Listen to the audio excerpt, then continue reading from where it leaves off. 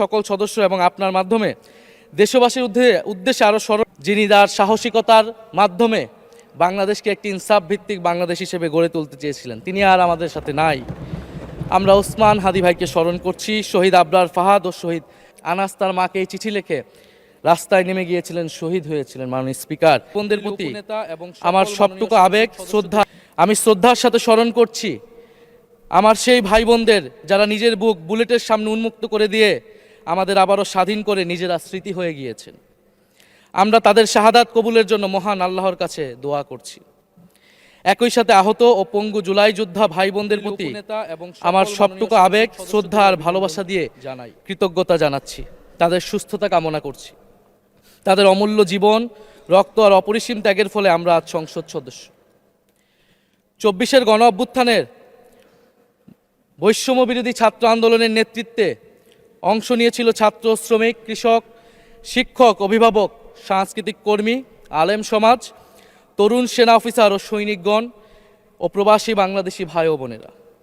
অভ্যুত্থানে গুরুত্বপূর্ণ ভূমিকা রেখেছে আমাদের নারী সমাজ, সামনে থেকে নেতৃত্ব দিয়েছে ও নির্যাতিত হয়েছে। আন্দোলনে প্রাইভেট বিশ্ববিদ্যালয়, মাদ্রাসা ও স্কুল কলেজের ছাত্রছাত্রীদের ভূমিকা ছিল তাৎপর্যপূর্ণ। গণ অভ্যুত্থানে ভ্যানগার্ডের ভূমিকা ছিল ফ্যাসিবাদ বিরোধী রাজনৈতিক দলের নেতাকর্মীরা। স্মরণ করছি ছাত্রদল, ছাত্র শিবির, ছাত্র শক্তি, ছাত্র অধিকার পরিষদ এবং বিভিন্ন ইসলামপন্থী ও বামপন্থী ছাত্রকর্মীদের যারা সাহসিকতার সাথে লড়াই করেছিল বৈষম্য বিরোধী ছাত্র আন্দোলনে। মাননীয় স্পিকার, 24 মানে কেবল 24 না, এর পিছনে রয়েছে বিশাল প্রেক্ষাপট। আমি স্মরণ করছি 47-এর আজাদির লড়াই, 71-এর মহান মুক্তিযুদ্ধ এবং 24-এর ছাত্র জনতার গণ অভ্যুত্থান এবং সকল জাতীয় শহীদকে। এ সকল ঐতিহাসিক জাতীয় সংগ্রামের ধারাবাহিকতায় আজকের বাংলাদেশ গৌরব নিয়ে দাঁড়িয়ে আছে।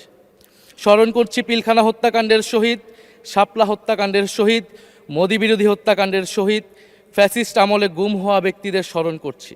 18 সালের কোটা সংস্কার আন্দোলন ও নিরাপদ সড়ক আন্দোলনে ছাত্র কিশোরদের অকুতভয় সাহসকে স্মরণ করছি। স্মরণ করছি আমাদের ভাই শরীফ ওসমান হাদি, যিনি তার সাহসিকতার মাধ্যমে বাংলাদেশকে একটি ইনসাফ ভিত্তিক বাংলাদেশ হিসেবে গড়ে তুলতে চেয়েছিলেন, তিনি আর আমাদের সাথে নাই। আমরা ওসমান হাদি ভাইকে স্মরণ করছি। শহীদ আবরার ফাহাদ ও শহীদ ফেলানী খাতুনকে স্মরণ করছি, যারা ভারতীয় আধিপত্যবাদের বিরুদ্ধে লড়াই করে বাংলাদেশকে আজকের এই জায়গায় নিয়ে এসেছে। 24-এর ছাত্র জনতার গণ অভ্যুত্থানে মাঠের নেতৃত্বের একেবারে সামনে থাকার কারণে আজকের দিনটি আমার জন্য একই সাথে আবেগের, কষ্টের ও আনন্দের। আমাদের সংগ্রামের সাথী শহীদ আবু সাইদ, শহীদ মুগ্ধ, শহীদ ওয়াসিব, 4 বছরের শিশু আহাদ, 6 বছরের শিশু রিয়া গোপসহ প্রায় 150 শিশু শহীদ। মাননীয় স্পিকার, পুলিশের এপিসি থেকে ফেলে দেওয়া শহীদ ইয়ামিন, সাভারের আশুলিয়ায় ভ্যানের উপরে জীবন্ত অবস্থায় আগুনে পুড়িয়ে মারা কিশোর শহীদ সজল সহ অগণিত মানুষের স্মৃতি আমাকে প্রচণ্ডভাবে নাড়া দিচ্ছে। মাননীয় স্পিকার,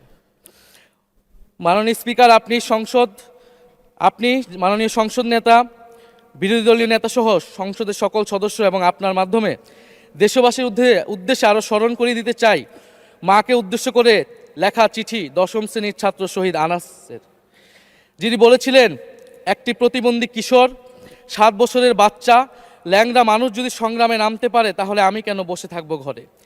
একদিন তো মরতেই হবে, তাই মৃত্যুর ভয় করে স্বার্থপরের মতো ঘরে বসে না থেকে সংগ্রামে নেমে গুলি খেয়ে বীরের মতো মৃত্যু অধিক শ্রেষ্ঠ। যে অন্যের জন্য নিজের জীবন বিলিয়ে দেয় সেই প্রকৃত মানুষ। আমি যদি বেঁচে না ফিরি তবে কষ্ট পেও না, গর্বিত হয়েও জীবনের প্রতিটি ভুলের জন্য ক্ষমা চাই।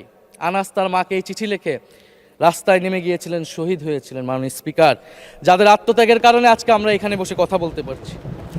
মাননীয় স্পিকার, জুলাই গণ অভ্যুত্থানের সাথে জড়িয়ে আছে দেশনেত্রী বেগম খালেদা জিয়ার সংগ্রাম ও তার আত্মত্যাগ। ওনার সংগ্রাম অনুপ্রাণিত করেছিল বাংলাদেশের তরুণ সমাজকে আত্মহুতি দিতে গণ অভ্যুত্থানে। আমরা আজকে তাকে শ্রদ্ধার সাথে স্মরণ করছি। মাননীয় স্পিকার, আমি বিশ্বাস করতে চাই আমরা যারা সংসদে বসতে পেরেছি কেউই এই শহীদের রক্তের সাথে বেইমানি করব না।